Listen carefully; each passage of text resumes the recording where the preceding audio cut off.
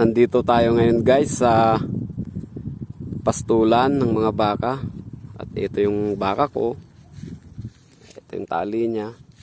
Kasi sinisecure natin yung tali ng mga baka, lalo na tong nila, padol nila. Kailangan natin kasi guys na i-secure yung hangganan ng mga baka natin. Tingnan mo nga kung hanggang saan yan. Okay na? Hindi siya abot. O sige, halika. Kasama ko yung anak ko para may alalay.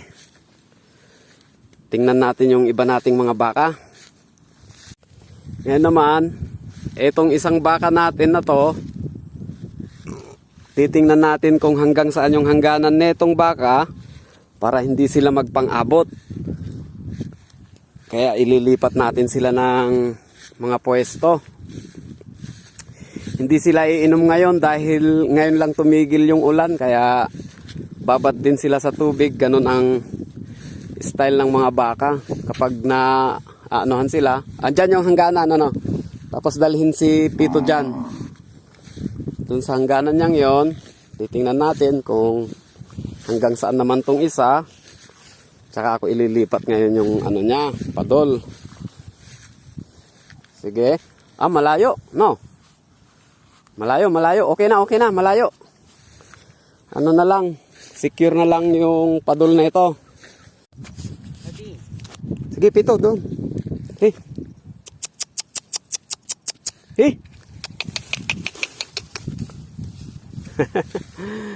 Sexy pa siya eh. Yan, abot ka pala dyan, Pito eh. Halika na rito. Stable na yung lalaki. Stable na rin yung si Dilang. Puntahan naman natin si Kakag. Si Kakag na mayroong anak. Yung bagong panganak. Kakag ang pangalan. Naku po, asan si Cooking?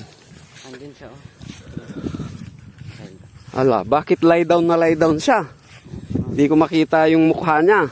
Maliit lang naman. Cooking! Ayun si Sasas, oh. Ano lang siya, nakawala yan eh. Ay! Walang iya. Pinag-aalala mo ko na ka. Hello, Cooking! Latag na latag ka dyan, Cooking, ah. Hello? How are you now? Wow! Ang lambot naman ng balahibo mo. Huwag lang hahawakan yung uso, ah. Okay. Okay lang bang buhay? Stable siya, oh. Uy. Tingin daw yung mukha. Close up yung mukha. Ay, nagulat. Tumayo. Okay. Ito si Kakag, yung mami niya. I-check lang natin yung i-check natin yung mga tali. Ayan. Stable na. Ayusin ang pagpapadol. Stable na sila. Papaalam lang ako rito kay Cooking. Dumedi ka na ba, Cooking? Dumedi ka na ba? Okay, parang dumedi na nga siya. Kakatapos lang siguro. So, babay na muna. Kakag, mag-ingat kayo rito. Ingat Kakag, ah. Bantayan si Cooking. Cooking. Masyado ka namang Cooking? Isnabera. Tatay siya. Ay, iihi pala.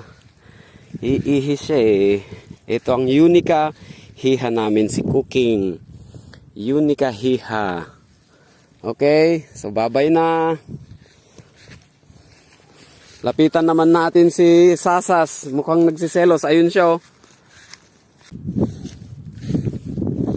Mukhang malungkot ka naman. Kumusta? Kumusta ang buhay? Okay lang? Pugi-pugi mo ah.